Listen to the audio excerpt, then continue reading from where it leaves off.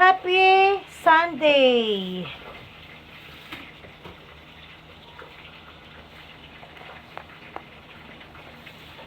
Hello dear! Galing po sa Talipapa. Yan po ang ubasto namin for 1 week.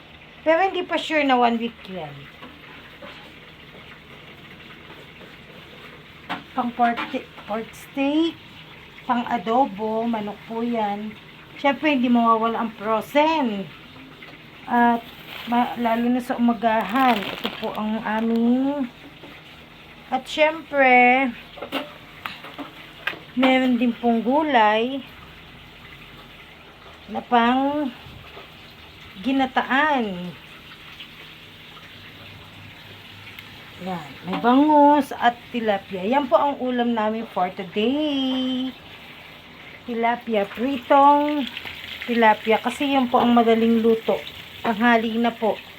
Nagising po ako na tanghali. Mga 9:30 na yata. Dahil hindi po ako nakatulog kagabi. Hindi ko po alam kung anong dahilan. Ayan po. 1 kilo yan. Pang merienda man lang. Thanks everyone.